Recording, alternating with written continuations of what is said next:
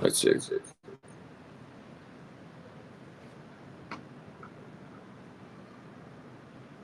How about now? You guys can hear me? Got the audio adjusted. Good, good, good. Positive, positive, positive. So, uh, shout out to y'all. Shout out to you guys for making it to the end of the year. Shout out to you guys for doing Christmas Eve. Christmas Eve is a time, but I also have to realize that you guys might be in a scenario where just because it's Christmas Eve doesn't mean things aren't weighing on you. You know, I told you guys yesterday and earlier that I won't be on tomorrow. I want to give the people that, just a reprieve. Like, I mean, I'm always a person that works and I'm coming from America. So when we even discuss what we're on the phone for or what we're on this live for right now in regards to mental health in the United States, versus your mental health abroad. We got to get into it because it's something that I don't think a lot of, I don't think enough, not a lot, because that would be saying that nobody does or any, but I definitely think that not enough people are doing a couple of things. One, considering where you are at this day and age, uh, today, where we at, December 24th. Where are you? Like, has anybody asked you? Shout out to my aunt Carol. She used to ask people, like, are you okay? Because a lot of people haven't been asked that in a while. Everybody is expected to be okay. It's just, there's so many things that can weigh on your mental health in the United States, and everybody is just show up. Just uh just act as if you're perfectly fine. You know why? Because nobody has anything. We're all going through it. We're all going through stuff. And I think that one of the most beautiful things that I see here in Colombia for the Christmas holiday is people spending time with family and friends. I've had a couple of Colombian friends asked me, what I was doing, and I was wondering, like, were they going to invite me somewhere? But I realized that they asked me because they wanted to make certain that I wasn't alone. They wanted to make certain that I had somebody to spend Christmas with, even if it was sharing a meal, um, going out. I mean, Christmas time in Medellin, Colombia, period, is, never mind the city. It's a positive time. They do so many amazing things here with the lights, the Christmas lights, and the Shivas, which are open air party buses. And Bogota is a cold place, but Medellin is pretty much one temperature. Like, I got yesterday, you guys saw me at this hour. I had on a hoodie. Right now, I have on a t-shirt. And anybody that knows me knows that if it was cold, I'll put that hoodie on. So, like, it's a time where it's not like, oh, you might be watching this and you're in the snow. My family is in the snow right now. Most of them are either traveling or already live in the United States and are in the snow because I'm from Philadelphia. So when I get into, mental health, I was a person that didn't realize that I had seasonal depression. Like, literally, when the sun disappears, I just immediately feel like, I need to get out of here. I need to get out of here. I need to get out of here, like, and see some sun. And sun when it's 28 degrees is not sun when it's 75 or 80 degrees. So, there's so many things that I feel like as Americans, they keep you busy. Uh, you know why? So you guys are in the process of already wrapped your gifts or waiting for your children at this point to go to sleep and wrap your gifts, right? Not saying that that's not happening around the world. That's tall tales. But what I'm saying is that you may have had to work all day today and all day yesterday and all day the day before and all of those days and sun up to sundown and not been able to feel like you were going to provide enough to enjoy your family. And I look at Colombia and I look at what I'm seeing here in Medellin, and I keep hearing random roars, like in people's houses, and not like things of concern, but more so like, yeah, yeah, yeah. And I'm like, yo, people are at their house having fun. It sounds like funs with friends and family, games that are going on, traditions that are going on here in Colombia that we may not do anymore. Maybe you grew up with them. Maybe you grew up doing them. But things change, things changed. Grandma's house ain't grandma's house. And grandma's house might at this point be great grandma's house, depending on how old you are. But, cousins may not be hanging out with each other. Brothers, sisters, brothers and sisters, they might not be hanging out with each other as you guys once grew up. So we talk about the mental health. There's so many layers that go on, and I'm not isolating this down to the United States. I saw Daniel, and I'm like, this is probably something that happens around the world in places that put work and those things first. And I'm not saying that work and making money aren't things that you need to do and aren't good for you, but you get a better appreciation because I know people that make good money and they do plenty of things. But right now is not really the time for that. You might say, "What you mean? I gotta buy this stuff and I gotta buy this things and I gotta buy the toy train set or whatever it is that your child wants." And I get that. As far as I'm a person that doesn't have children, but even with the people that don't have kids and they're buying their significant other or stuff and things that you got to replace it relatively soon. I look at what goes on in Colombia around Christmas time, and I'm like, even the people that have money are like, hey, I'm hanging out with my cousins, I'm hanging out with my friends, I'm hanging out with my family. We're going to eat, we're going to play games, we're going to celebrate, we're going to enjoy each other because life is short. Life is short, and a lot of us don't realize it many times until it's too late. So when we talk about Tuesdays and mental health, we start off with what it is that you're going through in the United States because a lot of you don't realize that you are actually going through it. You don't feel what it is that has become normalized to you until a couple of things. One, you're in the environment and somebody points it out and you really sit with it. You ever sit with something? You guys ever sat with anything and realized that you've been getting up and doing a bunch of BS for no reason? Like, sit with it. Like, maybe because nobody has challenged you. You know why? Because most of the people around you are in the exact same position as you. So where does a challenge come from? Challenge can only come from somebody that's no longer that is not in it. But a more authentic challenge would be from somebody that's no longer in it and can tell you, hey, this is what you have to think about. Because as an American, America seems the most normal place on earth. The things that we used to get upset about are now normalized. What do you mean? Now, what do you mean? What do I mean? Because some of you might have said, what does he mean? So many things that triggered you at one point no longer trigger you, yet you still go on with that. You know, if somebody told you, we're in 2024, um, I, I want to say 10 years because it probably is less than that, but like, let's just say 10 years. If somebody told you it would cost roughly 80 to $100 a bag of groceries, like in the States, I'm not saying everywhere, but a lot of places in the city, groceries are expensive.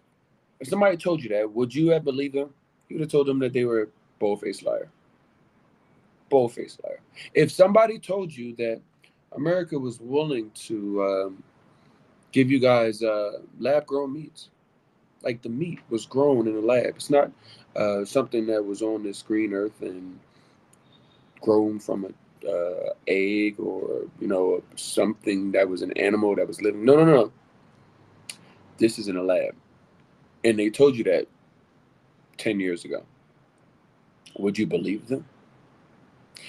If somebody told you that the world, not like America or one country or two countries, the world was going to shut down and everybody couldn't go outside, would you have believed them?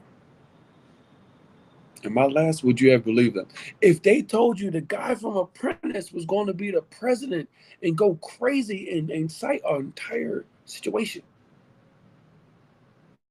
get impeached, still stay, and then get voted again, would you have believed them? No matter what side you're on, would you believe them?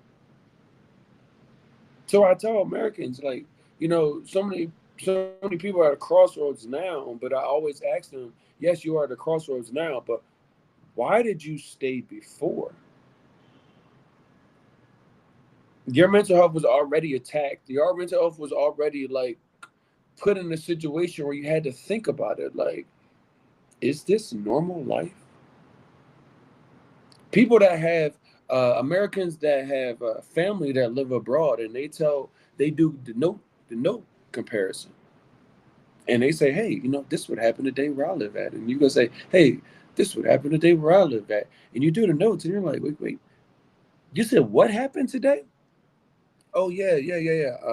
FDA, they said that we're going to give us lab grown meats. The French fries have 17 ingredients. I'm like, listen, this is not like some like this is a conspiracy situation. These are all facts. I'm not gumming off of my own opinion. These are all things that I left for, but you're still there for, because the pandemic was an issue for me. It was a lot. It was a lot for everybody. So I get it. But there were so many things. And when asked the question, do you want to stay here? Do you want to renew a lease? To renew the lease is more money than you're paying right now. And everything keeps getting worse. What was I wanting to re sign myself up for? Because Americans have to live by that at this point. They got to live by the lease. Unless you just got money and just want to break it. But even money is like, even if you have money, so many people are looking at this move out of the United States. I got people calling my phone and saying, I may have to move because I'm going to be priced out of where I live at today if things continue to rise because my pay won't rise. Never mind that.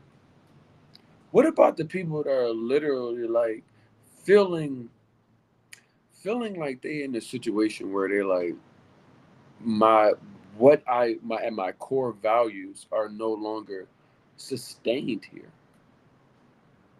but nobody knows where to start. So that's why we're here. It's kind of like to wake you up, to let you know, like, hey, you might not know that you're going through this.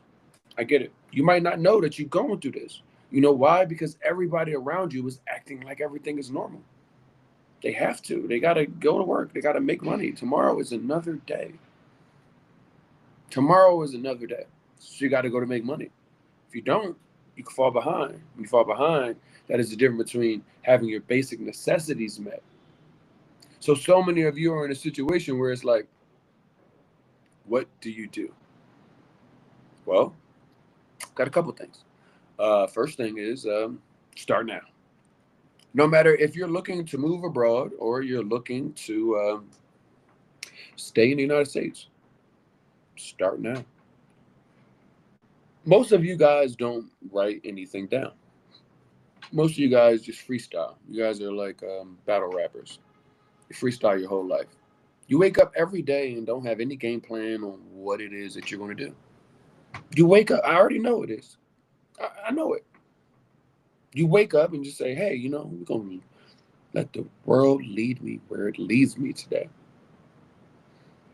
But where has that led you? If you've been watching this for longer than 60 seconds, I mean, it led you to somewhere that somebody had to say, hey, wake up. Young brother, wake up. Young sister, wake up. Because I can't say that everybody has the option and ability to move abroad. That would be that would not be understanding what my community needs to hear. My community needs to understand that, just like myself, there are so many of us that are willing to do so. You guys make things that go viral that may give you short-term entertainment, but don't really feed your soul. And I'm not saying I'm like the soul feeder. I'm not saying that. But you need to hear from people that are legitimate and giving you something and having real conversations with you. Because the first portion of leaving is the wake up part. Because there's so many that's why I ask people, what, why are you leaving? Because that is the straw that broke the camel's back. Because I already realized there were 2 to 3 other recent scenarios that did not cause you to leave. Never mind hundreds of years of BS in one place. Never mind that, like, but there were opportunities, or maybe it didn't happen. So like, this is the first opportunity I had. I wanted to leave. That better gets me to understand like where people are. But I also people have to understand with the I'm ready to leave comes so much mental work that you also have to do. We talk about work. The W word can scare you, some of you guys. The W word can scare y'all. The W word and work, and it comes down to, leg work. Well, first it's homework. The homework can scare you guys because most of y'all haven't been in college, school, grade school, whatever the case is. Most of y'all haven't been there for a while. I got that. But you got to do some homework. Because anybody that tell you can go from TikTok to terminal and move your life abroad is a liar. They're a liar. They're a liar. They are trying to make money off of you via the internet. I talked to TikTok and to go from hundreds of people to one, and I'm like, maybe it only takes one. Maybe it only takes one because somebody actually needs to hear this, and that one person that's staying on, they're gonna hear it, and they're gonna understand that somebody actually cared to reach back because so many of us went and left and didn't do half of the steps because nobody laid them out for us. They didn't do half of the research because nobody said this is what you need to do in order to be able to move abroad and be successful. Nothing is 100%, but probability can always be increased by education and educating yourself and putting yourself in a scenario to be prosperous. But so many of you guys are so ready to leave that you're not willing to put yourself in a scenario to actually be prosperous because the the straw that broke the camel's back wasn't straw. It was a brick. It was a 2x4. It was like boom. And now you're like, I'm ready to go. So many people call me like, "Hey, I need a visa. I'm about to go get a visa." No, you're not. You're not going to get a visa if you talk to me. You might get a visa if you talk to somebody that is there for 2 weeks and said, "Hey, got an ebook coming out. You want to buy it?" Or here's something to download so I can get your name and your email. That's the hook. So we have an opportunity to realize that, like, yes, you are under attack in a number of scenarios. And if you're not under attack, you know what I tell you to do? Turn this off. If this isn't for you, turn it off. If you don't feel like you are under attack, every time you turn around, something either costs more, you don't have access to something. They tell you that the things that you're supposed to put in your body, like food and water, are poisoned. They you can't eat them without possibly like checking. If you're not under attack, turn it off. But if you made it this far, then you might feel like you're in company with somebody that may understand what you're going through. It might give you the way out, but the way out is work. It's a lot of different kinds of work. I told you, home, leg. You got to do it. You got to do the leg work. The leg work is so important because once you write down, what you narrow down, what your issues are. You guys are just saying, I'm just ready to leave. I'm over America. But what? When's the last time you looked at it? Look directly at what it is that you are saying I'm done with. You know why? Because when you see that you're done with it, then you can go and say, I can visualize what it is that I'm looking for. And you have to realize you can't find Narnia, you can't find perfection in this world. It don't exist. You just have to look at what it is that I'm willing to deal with and what it is that I'm not. what it is that I have availability to, and being from America, because so many people, because if you are a black person in America, you might not feel like you have any privilege of any sort. Nobody says you got black privilege. Nobody says that. You won't experience American privilege in America if you are a marginalized person. However, you have a blue passport. And I'm not saying that we get into etiquette and we get into all these things. So for all my locals, trust me, I am not telling people to come here with ignorant mindsets. Make certain that you guys know that. You will not see me telling you guys to come here and spend money like you're in the United States and don't be a part of the culture. So I just want to make certain of that. But I do have to give, my folks an understanding that your blue passport means more to you outside of America than it does inside of it. It's not, I didn't do it. I didn't do it. But I want you to know that, because that goes into the mental, as we segue into the mental part of, and the mental health of you moving abroad. You've identified what you don't like about America. You've also put down on paper what you're looking for in your ideal environment. Maybe they have 8 out of 10 or 7 out of 10. Maybe America only has 2 or 3 out of 10 when you really get down to it. So to go from 2 to 3 to 7 to 8 to maybe even 9, a lot of places in the world. But there's another thing that you have to do, because I told you guys, especially my folks, we don't get any privilege in the United States. So when we go leave, we don't realize that we have a tendency to look to go try to take the there's a lot of comforts in the United States, but the customs and the expectations of the United States, you go to try to take that abroad, because you will end up miserable. I'm gonna tell you why. Because you're in the United States and you're probably like, I got to get out, right? You gotta leave. So you're like, man, I just want to find somewhere where I can, have a hookah bar, and I can dance the night away, and I'm right by the beach. And when I want to go to the best restaurants, all of them are down the street, and it's super cheap and it's super affordable. And I'll walk in and I'll meet a local guy, and he happens to speak English because I haven't learned any of the local culture, and everything is going to work out, and it's just going to be this perfect environment. And it's just like, maybe big on the may and big on the B, like, but probably not.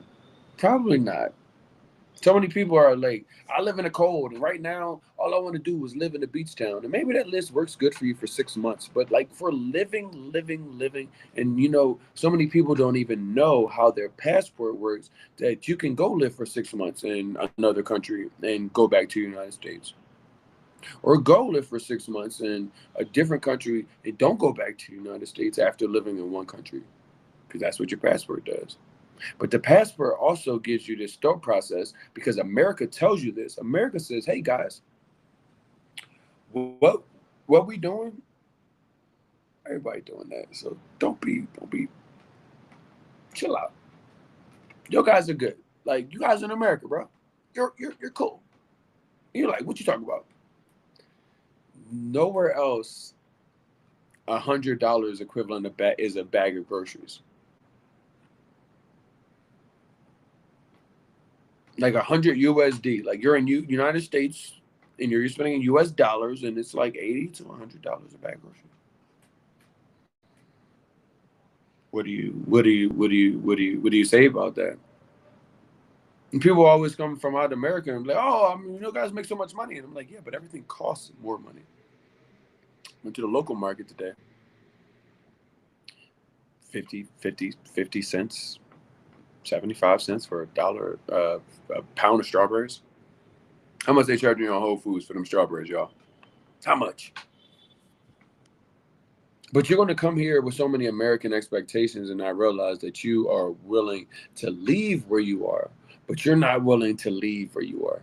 Let me say that again, because you guys didn't hear me. You are willing to leave where you are, but you're not willing to leave where you are. Maybe you don't even know what that means. You want to get out of the United States because you're just tired. You're tired of it. But you want to take the United States and all of the problems and all of the attitudes and all of the, I don't talk to them, I don't know them. If I don't know you, then I'm not being nice to you or even being cordial to you. You want to take that and bring that somewhere else. Everything that you inherently despise, so many of you Americans are willing to go bring that somewhere else. Relocate. You got 50 pounds of baggage that's physical, and you got 1,000 pounds of mental baggage. Y'all need to put it together, y'all. Y'all need to get it together, and y'all need to put it together. You know why? Because so many of you guys are in a scenario where you're ready to leave, but you're not ready to leave. And I get it. We will miss tomorrow because it's Christmas. Tomorrow is tomorrow. Let me look it up. But I know we'll be back on Thursday.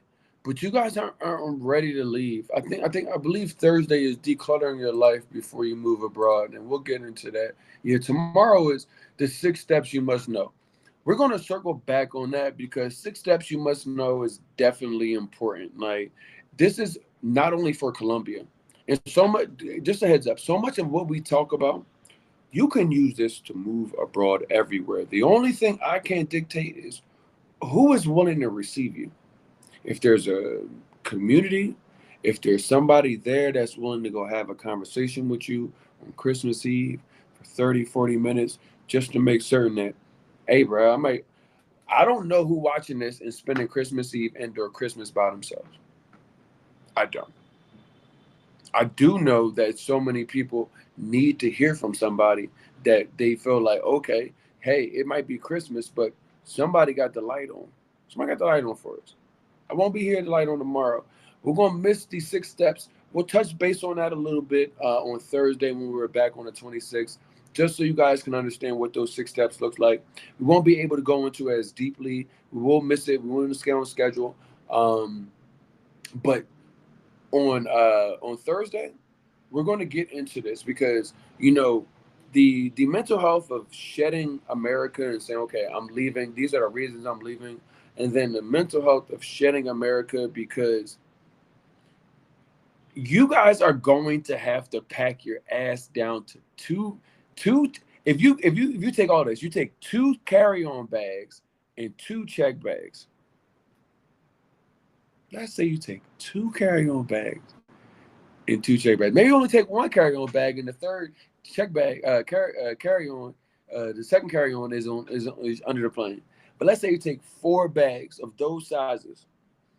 You have way more stuff than that. And you know why you have way more stuff? Because America lied to you. They told you, bro.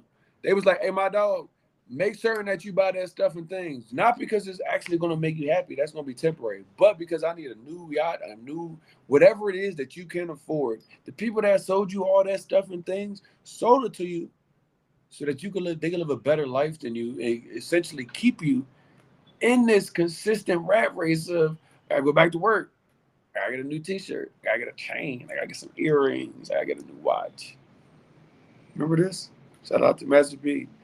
Literally, you look at this and it's like I've traded my life, my time away from my family, and my friends for stuff and things. And when you go to move abroad, no one will tell you how much of a mental thing that you're going to go through because you got to like pack all of the stuff that you're looking at that like, man, I remember when I bought this and I remember I had to work 30 hours extra just to be able to afford that. And now I got to get rid of it. I got to get rid of it. But I need it. I needed it. I gave away my life and my energy and my time and my stuff. For stuff and things. You guys know you picked up extra shifts to make sure you got all that stuff that you wanted, even if it was for you. You got to be able to live your life. Imagine if you can make the money that you make in the United States, but everything costs 50% less. All that travel that you wanted to have been taken. Now you can do it. But you won't have a good time when you go back to the United States. I've seen so many people go back, but all of those people that have gone back, I didn't see them being a part of the culture. I could tell they hadn't done their homework. I could tell that they weren't ready. The language wasn't right. Getting outside and actually meeting people out of the community that weren't exactly like you, that didn't exist. So, what are you willing to do? Are you ready? Are you willing to give up America, the stuff and the things, because you're saying, hey, this is weighing down on my mental health living here? Maybe or not. But the people that are like, this is weighing on my mental health. I don't know if I can keep this up. But if you're not willing to give up all the trappings of America, now I'm not saying anything crazy. Like some people are like, oh, you mean running water? Like, no.